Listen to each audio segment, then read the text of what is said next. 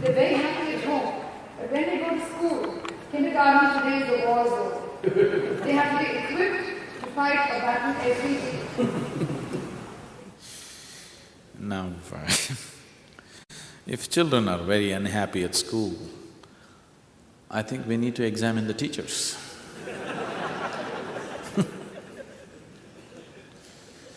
Because it's a natural human trait. It's a natural human trait that when you get to know something that you did not know, it brings much joy to you. Is it so? Yes? Learning is a natural human trait that when you learn something that you did not know, it should make you joyful. If learning is making people miserable, then we have not understood what learning is.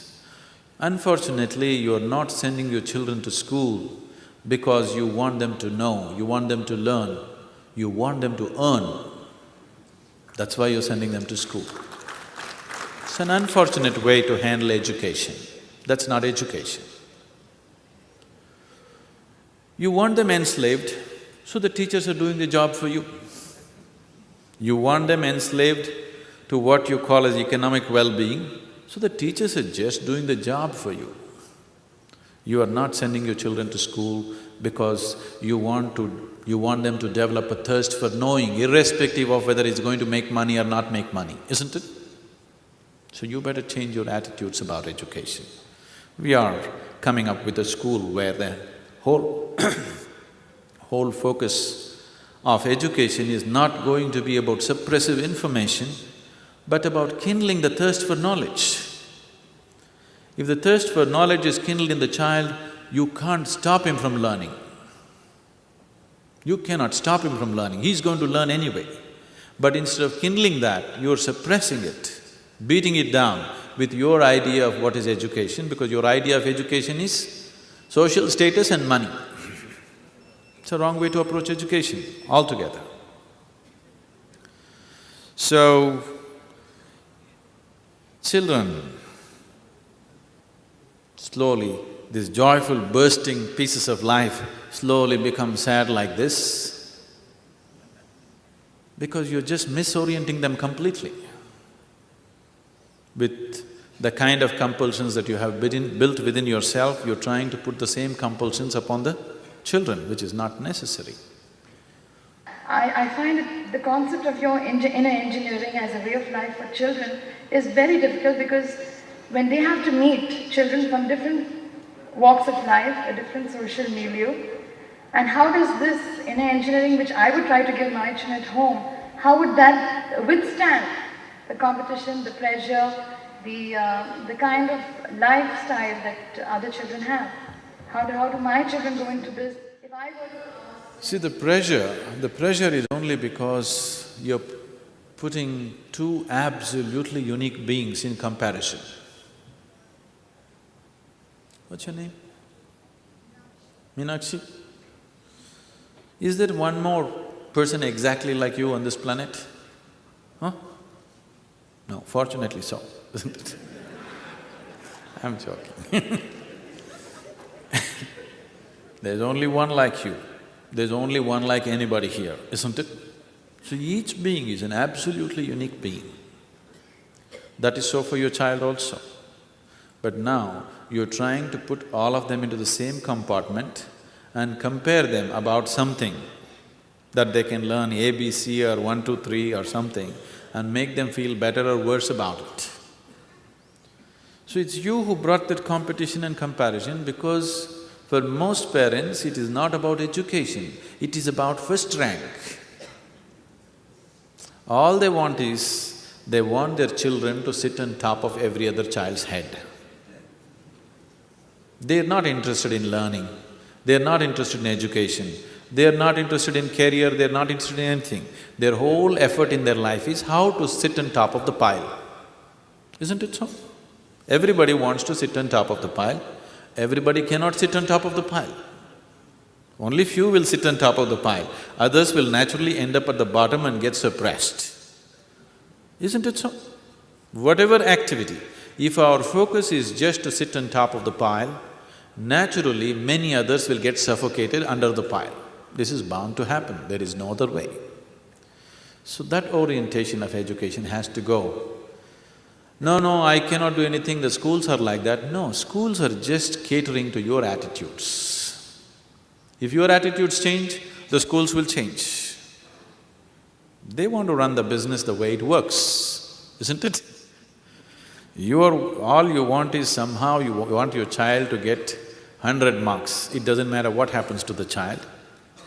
You want your child to get first rank. They're just trying to cater to it because you're paying them, they're trying to fulfill the job. In the course of your activity, the child is getting ruined, but it doesn't matter.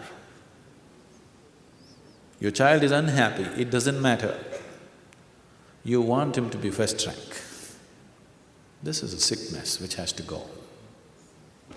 True human genius will not flower if this kind of education happens. True human capabilities will not find expression in competition. True human capabilities will find expression only in absolute relaxation. Your mind, your body will work best, will find fullest expression only when you're joyful and peaceful and quiet within yourself. When you're trying to race with somebody, you're only thinking of doing one step ahead of him, that's all. You're not thinking of what is your ultimate potential to do. We're just ruining a whole generation of people with the kind of schooling we're doing. Sadhguru, you mentioned the school. What is your vision in using education to produce an ideal human being? How do you balance an international standard of education along with spiritual values? So the school that we're talking about right now, there is going to be no spirituality. No spirituality at all. We don't want to bring spirituality into a child's life. We will teach them some simple forms of yoga for mental and physical health, that's different. But no spirituality will be brought to them as a part of education, never. Because spirituality should not be brought about like that. Maybe after they finish their education, if they want to go through a stint of 3 months or 6 months of spiritual training, they can, that's by choice. That anybody can go through. But the children who… because the premises also we will move it out, only 1 or 2 years it'll be in the ashram, after that we will move it out close by. Already we're making necessary arrangements for that. So the school will not try to teach any spirituality. At the same time, we just want to cultivate a certain openness in the human being. See, somebody turns successfully spiritual because he has developed a certain openness about life.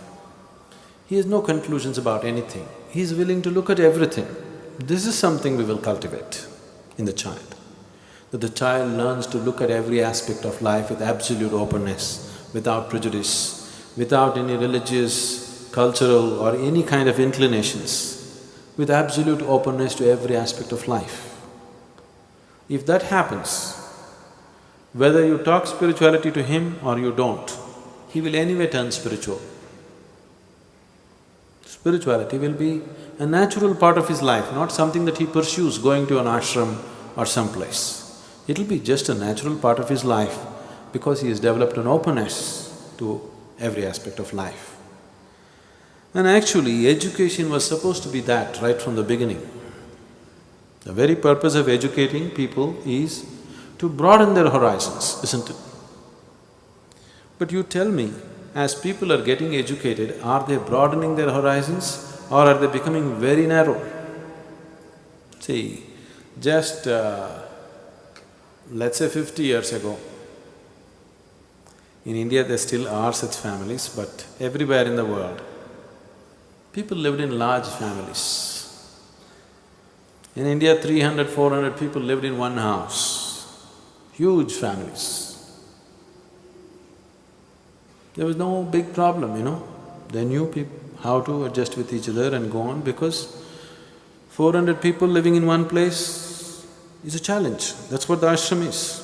Now we are back into that old system of being one large family, and this is even more challenging because there are different types of people from different cultures, different languages, different attitudes, different likes and dislikes, but living together without friction needs enormous maturity and a very broad way of looking at life, otherwise you cannot. But just see now, as modern education came, slowly we can't even live with our own parents anymore. We just thought husband, wife, children, this is family. But now in the last 15–20 years, even that is going away. Family means just you. Your husband has to live in a separate house, you in a separate house. Together you won't last 10 days. Children have to be there separately. Somewhere else they must be. In one place, even 2–3 people cannot live together, isn't it? This is what education has done to you. It has not broadened your horizons. It somewhere made you so narrow and individualistic. You're no more inclusive, you're becoming very exclusive, isn't it? The inclusion is totally gone. The whole idea of educating a person is that he is just living in a narrow sphere of life. You educate him, make him know about the whole world and broaden his whole perspective of life. Education means inclusion, isn't it? But the kind of education we are imparting to the children, it is making them so highly exclusive, they can't even stand one more person in their life.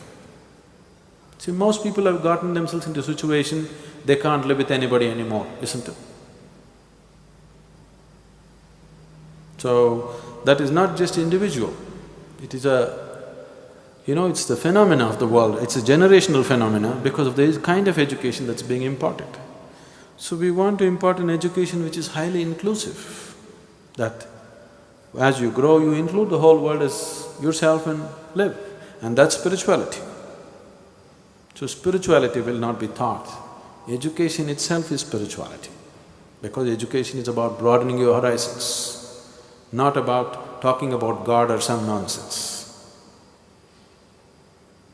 So, we want children to grow up keeping their intelligence intact, not suppressive education, where the child's thirst to know is kindled, but he is not forced to learn. So, the longing to know, the longing to learn has to be brushed up within the child, not just feeding with enormous amount of information and expecting him to pass. This will not be like that. This will be a very different type of structure. At the same time, by the time they are 16, 17, we will prepare them for any university in the world, they will be ready to go. They will be ready enough to get into any kind of university according to their individual capabilities, of course. But apart from that, they're fundamentally learning to live better. They're learning to handle themselves better and live better with themselves and with people around them, which is very important factor. And people are successful in their life not because they have degrees, not because they have university certificates, it's because they're capable, isn't it? So, this school will be more capability-oriented, not qualification-oriented. We are seeing how to enhance the capability of the child in whatever area his natural talent is, rather than trying to just make him qualified with a certain, certificate attached to him. Sadhguru, whatever you said about the school and the education just now, it's modern and contemporary. But what about the ancient schools, the gurukuls of the past, were they not successful in producing good human beings? The ancient gurukuls were definitely like this. The ancient gurukul was 100% the way I am talking. The very purpose and the basic function of the guru was to destroy all the things that you have assumed as true. But now the education also involves equipping the person to earn his living and make his living in the world.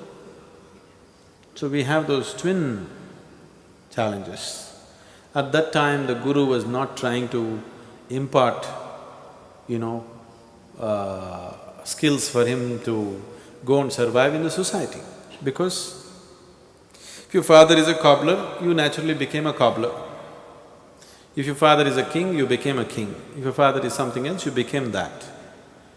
You didn't have to be equipped to make a living in some other way in ancient times. So the Guru was only educating them towards the realization.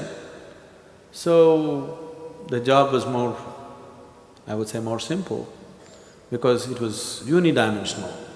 But now it's not like that. Both the things need to happen. We have to equip the child to live in the modern world and still not mess him up with the nonsense that's happening in the name of modernity. So it's a much bigger challenge today than what it was then. And at that time, once the parents gave the children to the Guru, they left him there in complete his authority. Now the parents are very nosy, you know. They won't leave the children food, they want to constantly meddle with that, they want to put in their own stuff into it, all those issues are there. So it's much more complex today than it was in the Gurukul. In the Gurukul, the Guru had to just teach them how to exist, how to live, how to be with somebody else, how to be with himself. This is all. He was not trying to equip him to a modern university. So, those days only a few children who had a very academic bent of mind or a very scholastic bent of mind, such children was trained in scholarly matters. All the other children naturally went to their father's profession, whatever it was. Now it is not so. Even if the father is a cobbler, he wants his son to become a professor. That's the situation in the world today, isn't it?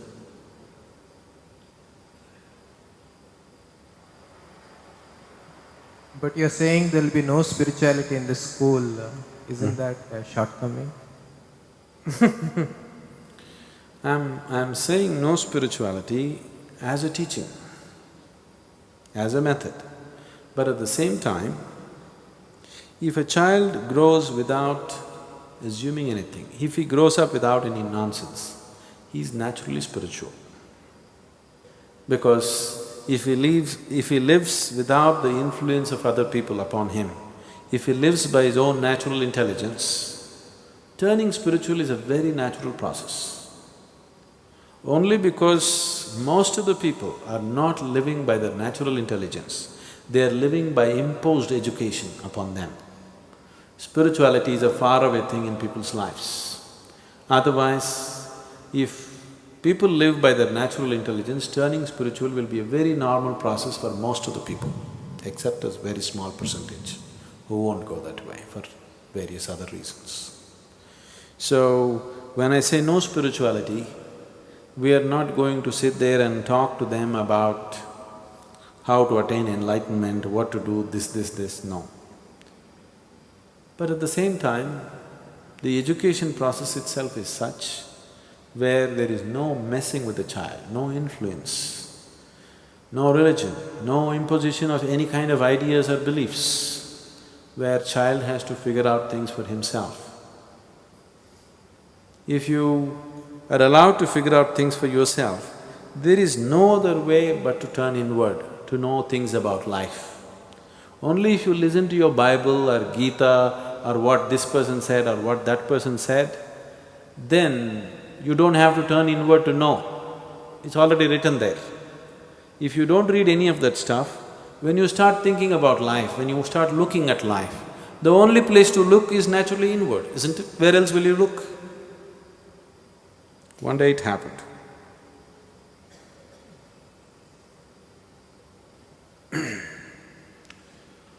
A lady who was a big professor in the university bought herself a home appliance, a little complex home appliance. She took it home, she read the instructions and tried to put it together, all those pieces that came in the package. She just tried very hard, she couldn't put it together. She left all those parts in a heap and went to work. When she came back in the evenings, to her surprise, the appliance was properly assembled and already used. She called the maid and asked, "Who fixed this?" She said, "I did." She couldn't believe it. "How did you do this?" Then the maid said, "When you don't know how to read and write, you have to use your brains."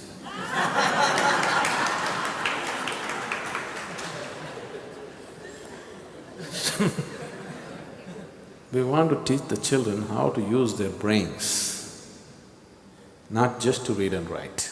Read and write is important, but using your brains is more important, isn't it? Just see, lots of educated people who are very successful in their careers and things like that, with their own lives, just see what a mess they are. Obviously, they're not using their brains when it comes to their life, isn't it so? The very way they are, it is very obvious they are not using their brains when it comes to their own life. They know how to go and, become doctors, engineers, become big academics and all that stuff. But when it comes to their own life, it looks like they have no brains at all, because they've forgotten how to use it. It's not that they don't have it. So, education should, stimulate your brain, not dull your brain, isn't it? Education should stimulate your intelligence, not take it off. Today, education scientists in the world are saying, if a child goes through 20 years of formal education, 70% of his intelligence is irrevocably destroyed. That means you're coming out as a knowledgeable idiot. And that's a huge disservice to humanity, isn't it? It's a huge disservice to humanity if you're just destroying the child's intelligence, because the future of the world is just in their brains, isn't it so? Whether we are going to produce beautiful things on the planet or very destructive bombs on the planet or something else more destructive than that, simply depends on how well coordinated this person's emotions, intelligence and all these things, how well coordinated a human being is. That is how he is going to use his intelligence, and that is what he is going to produce in the world, isn't it? See, the most intelligent people in the world have contributed to all the violence on the planet. Otherwise, violence wouldn't be happening in the scale in which it is happening. See, people have always been essentially violent, a certain segment of the people. Whether he was a caveman or later on Bronze Age, Iron Age, whatever you take, they've always been violent. Initially when he was a caveman, he killed with stone, that's Stone Age. Iron Age means he killed with iron. Bronze Age means he killed with bronze. Nuclear Age means he kills nuclear, okay? They've always been essentially violent. But the scale of violence that can happen today has happened because the best brains in the world have cooperated with this, isn't it? Yes? The best brains in the world have worked to create the most violent ways to kill humanity, isn't it? If the intelligent in the world had not cooperated, the violent man would kill one or two with a stick or stone or something. But only because the intelligent person in the world has cooperated, now the violent man can kill in millions. So, intelligence twisted out against our own well-being is no intelligence. Right now, human intelligence has become like this. It's not a blessing, it's a curse. Intelligence is the biggest blessing that a human being has, but right now it has become a curse upon humanity, simply because the human being is not coming out as a well-coordinated being. He is dislocated human being within himself. This intelligence is dangerous. If you were like a donkey, you would only kick, nothing more, isn't it? The maximum violence you would cause is kick with both your legs, nothing more. But now human intelligence has become so dangerous. What should have been a blessing has become such a big curse. and education is definitely playing a huge role in that. Whatever we wish to do with the youth, one thing that the older generations should understand is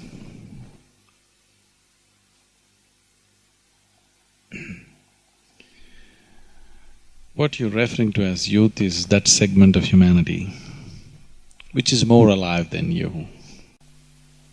What I see is, if the world was guided by the young, the world would be a better place to live.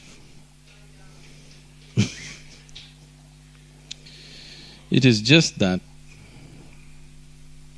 because youth means it is that segment of humanity which is in a high energy state. Because they're in a certain level of high energy compared to the other part of the humanity, it is just that every little thing that they do is little exaggerated. It's little bigger than what the other people can do. If something constructive has to happen in the world, it has to be youth. If something destructive has to happen in the world, it has to be youth, isn't it? Because they're much more live than anybody on the planet. So instead of always treating youth as some kind of a disease that needs to be handled, we must understand youth is much more live than the other parts of humanity. It's better to be guided by the youth than trying to fix them to do what somebody else thinks is right. It is just that because they're in a certain state of listless energy, if there is no inspiration, if there is no proper guidance, it very easily turns negative. But otherwise, definitely they're closer to life than anybody. Actually, it would be wonderful if this world was guided by little children, because they're closer to life than anybody else. See, after all, everything that you wish to do on the planet is just for human well-being, isn't it so? Yes? Human well-being means human happiness. If you look at your children and yourself, definitely your children are a lot more happier than you, isn't it so? Yes, they're capable of more happiness than you in 24 hours' time. So when that is the thing, tell me who should be a consultant for life, you or your child? Huh? Definitely the children, isn't it? Because they're closer to life. You are carried away in your thoughts and emotions, they are much more closer to life. If only the world learned from children rather than trying to teach the children, this would be a very beautiful place. So, youth is not a disease.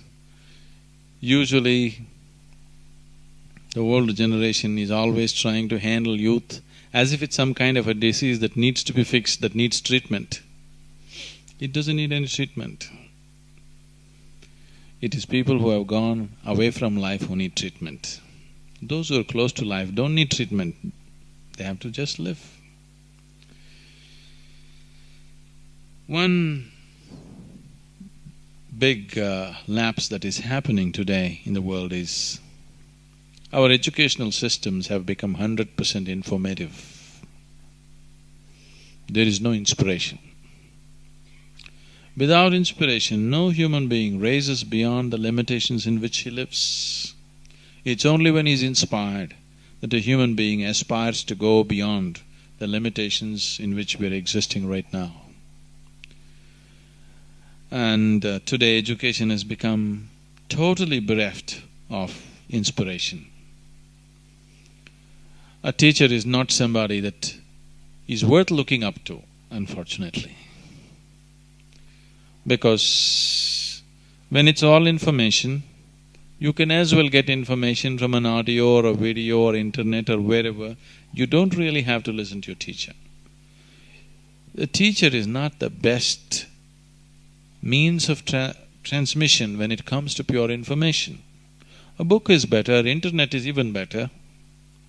Only if the teacher's role is to inspire people to learn, to create a thirst for knowledge and things like that, only then a teacher's role has something to give.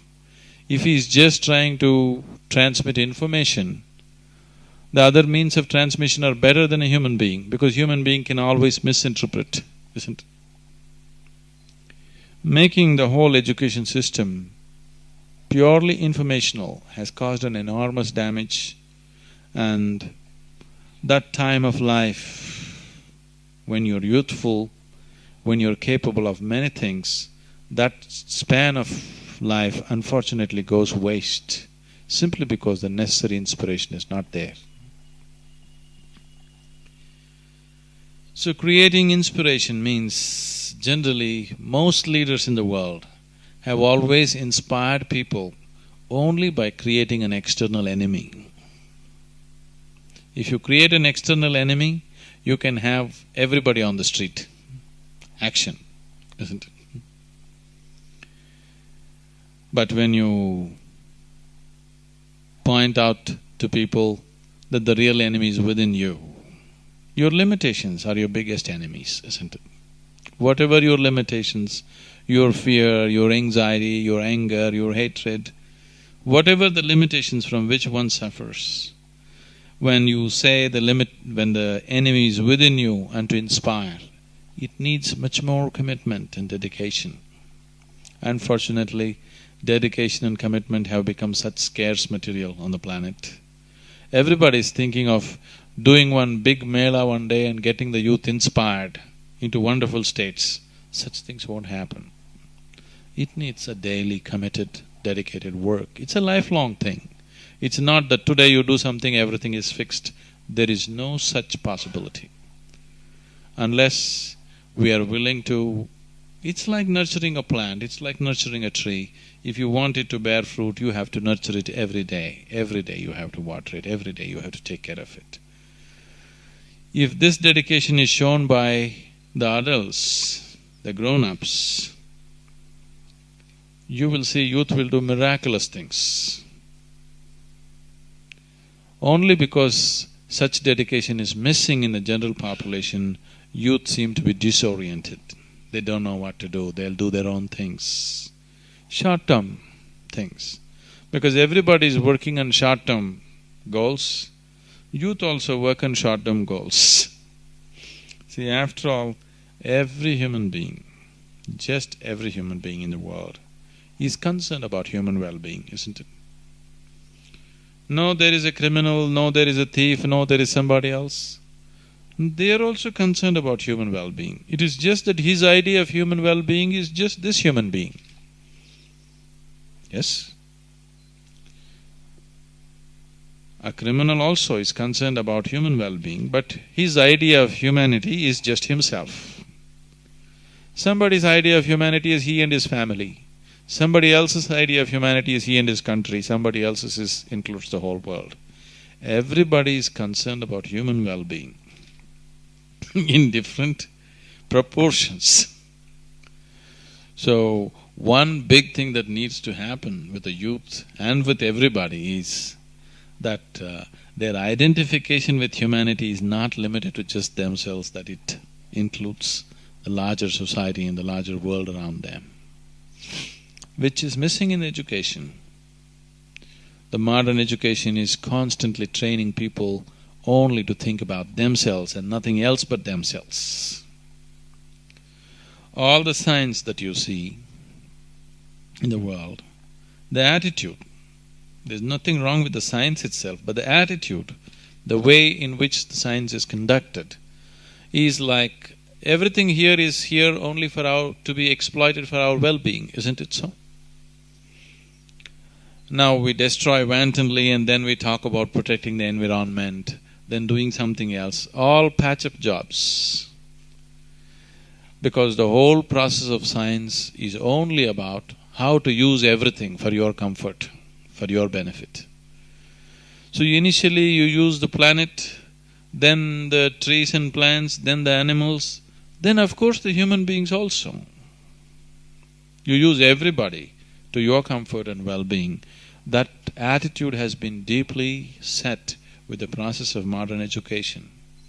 So, as we're investing our time, resources and energies in transmitting informative knowledge, we have to invest a certain amount of time, energy and resources to inspire people, the inspirational dimension of the education, which has not been done at all. So for example, 50 years ago this country, during the freedom struggle, it was an inspired population. Suddenly people are willing to come out and throw their lives on the street for the nation. In 50 years' time, we did not do any work about inspiring people, and suddenly we are such a disgruntled and disoriented population. To get Indians to think as Indians is a huge problem, isn't it? Because the necessary inspiration has been missing. No work has been done, no organized work has been done. Haphazardly, small groups of people doing this and that has happened. No organized work has been done. I must tell you this. A few years ago, when I happened to be in United States, I just saw, in a magazine, I saw an old poster which was printed in 1930s.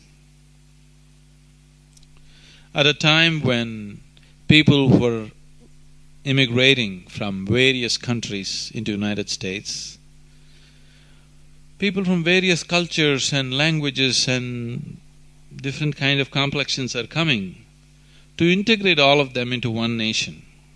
To what extent the authorities took efforts means, I saw this particular poster and then I came to know so many other things that the government did. This poster was about, this is for the Italian wives, because a large number of Italians were moving into United States, to make an Italian housewife into an American housewife, how she should keep her kitchen, how she should tie her apron, how she should serve the breakfast as an American wife.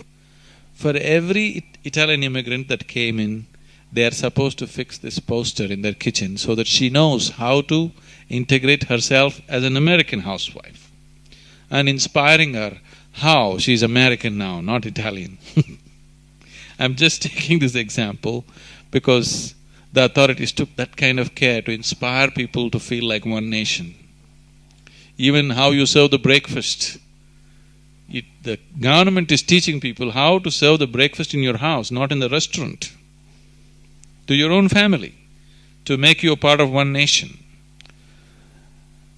We need to do something about inspiring people in an organized way. Haphazardly, individuals doing this and that is fine, but a very organized effort to inspire people without creating an external enemy.